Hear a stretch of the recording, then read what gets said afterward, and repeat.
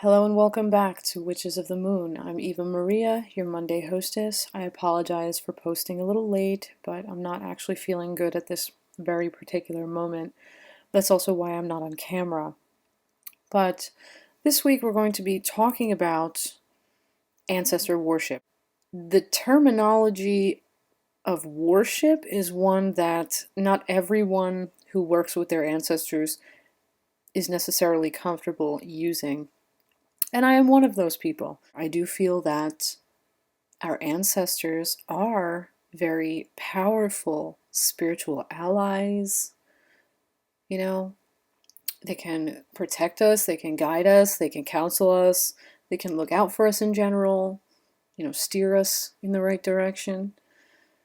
But I don't feel that the word worship is one that quite fits in this case. I prefer to refer to what we will be talking about as ancestor veneration.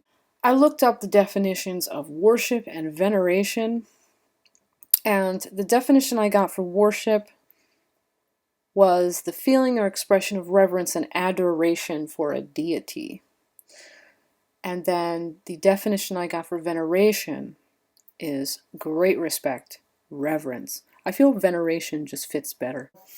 With that said, the next question rises for those who may not be necessarily familiar with this topic. Why do we venerate our ancestors? Well, many people from many cultures, and not just today, but stretching back into history, have acknowledged the wisdom of their elders, their forefathers, and their foremothers.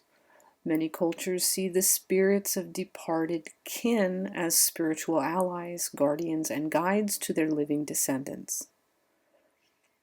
Many people believe that ancestors care about and look out for their descendants because family love is something that transcends the boundary between life and death. I also want to touch upon the one thing that a lot of people will bring up when we talk about ancestor veneration or ancestor work. There are people who say, "What do I do? I was adopted. I don't know who my family is." Love can be more powerful a bond than physical blood. You don't have to have a blood bond. You were adopted into a family. You were taken into a tribe, so to speak. So you can work with the ancestors of your adoptive family, but you can also work with your own ancestors even though you don't know who they are. Now you will notice today I have here a skull that is symbolic and meaningful. This normally sits on my ancestor altar. This represents any and all of my ancestors who I don't know who they are. This is a symbol for those who have gone before, who I have no idea who they are, but they're still there and I still acknowledge them. So if you, let's say, were adopted and you don't know who your people are, if you feel a call in your soul to work with them, you can do what I have done. Use something. Some people use stones, or you can use like a little carved skull like this. Something you can use, anything you choose that you feel captures the idea of your ancestry. A skull I decided on using because it's a human skull. It represents death, and it can stand in for anyone really, because skulls look very much the same for the most part, from person to person. So this skull, it's kind of like a stand-in for any of my ancestors who I don't specifically know. Some people use stones. If you consider the symbolism there, stones, they're close to the earth. Stones are the bones of the earth. They say in some cultures that we as human beings, that we came from the earth. So to use a stone, that is just as powerful a symbol. But you know what? Symbolism is subjective too. So if a stone or a carved skull does not resonate with you, and you want to use something to stand for those that you cannot identify because maybe you were adopted or maybe they're just too far back in history, Use whatever resonates with you that you feel really does symbolize to you the idea of those spirits. They're there. They will be there for you even if you don't know who they are. And if you are, let's say, trying to open up a dialogue with them, you're trying to pray to them, but you don't know what to say, what to call them because you don't know who they are, you can say something like, mothers of my mothers and fathers of my fathers. Or you can say, I pray to my ancestors.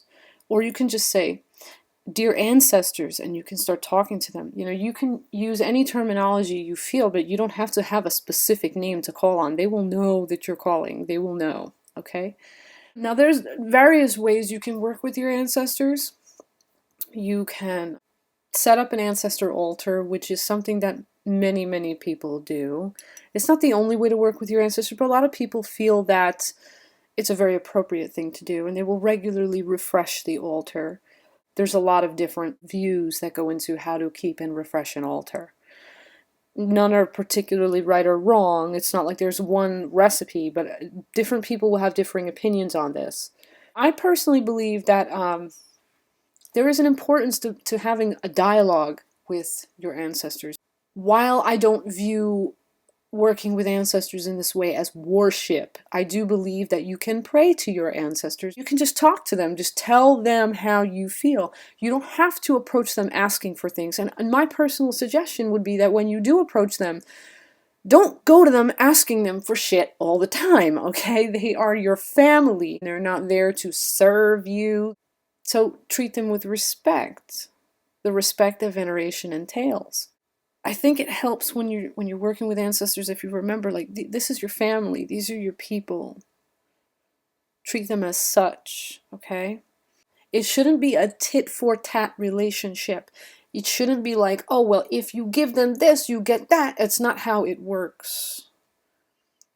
You should always be conscious of and loving toward and reverent to your ancestors, and they will always naturally look out for you.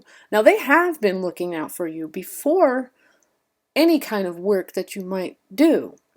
That's just what they do. They look out for you. They don't need veneration per se, but what veneration does is empowers them to be able to help you and be there for you and be there with you. And why wouldn't you want your family being with you through life, helping you, guiding you, giving you counsel, steering you right? Of course you would want that. Excuse me, I just took a sip of my coffee. Some people will say, be careful, there are sometimes spirits that will masquerade as your ancestors, and for a while they'll try to fool you.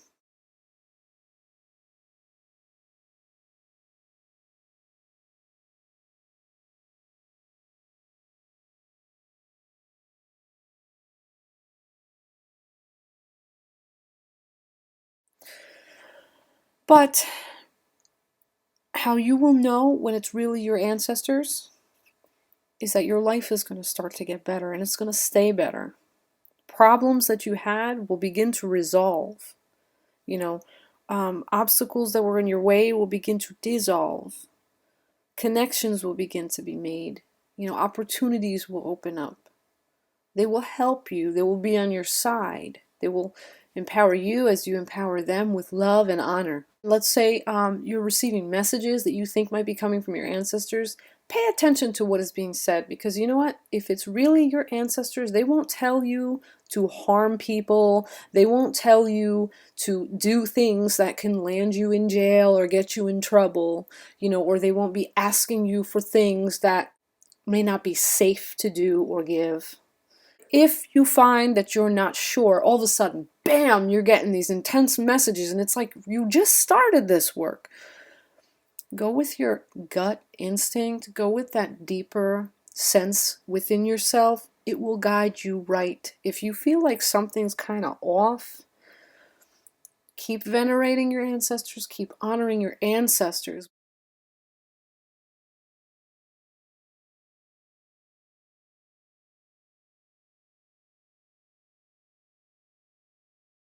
Just keep venerating your ancestors. pray, maybe if you're going to burn incense or however you're going to do it, keep, if you're going to do the altar and keep refreshing it, but keep everything positive, light, cleansed. And then finally, when your life begins to really improve, then you're going to see that you really made the connection. You finally made the connection. For those of you who might have been wondering, this figure here, this is a representation that I keep on my ancestor altar. She is the avó do meu avô. That is the grandmother of my grandfather, okay? In Portugal, she was like a spiritualist. She would help many, many people. And I never met her. I don't have any photos of her. So a while ago, what I did is I made this doll. I sculpted her out of clay, and she represents the spirit of my grandfather's grandmother. Her whole aim was like to help people when they had problems, and it wasn't even like, oh, well, you have to pay or you don't get help. She would do things in exchange sometimes for favors, or like, hey, people would bring her like a chicken, or maybe they would like, bring her food they cooked, or maybe they'd say, oh, I'm gonna come and tend your garden for you. If she helped them out, it would be like she would accept barter, because some people didn't have money. That's just what she did. It wasn't about getting rich, and I have a lot of respect for that because there's integrity in that. So I just thought before I wrap this video up, I would let you know that yes, this is the avó do meu avô. And with that said, I guess I'm going to leave this topic be. This is a really vast topic. There's a lot that I could say on this. I could sit here and ramble and ramble and ramble and ramble and tell you a million different aspects of this. There are so many different aspects associated with ancestor work, with ancestor veneration, but I want to leave some room for the other hosts on this channel to be able to cover different aspects of this, And I'm also still not feeling that great. So I think I'm going to wrap this up. If you have any questions, comments, thoughts, feelings, anything you'd like to share or add, please, I welcome you to comment. I definitely welcome you to comment, and I will try to address your comments as always. And I wish you blessed be an Ashe. I hope that you have or will have a very strong bond with your roots. I hope that, you feel empowered by and with the bond that you have with your ancestry. And until our next exchange, until next week, you stay awesome, and bye-bye for now.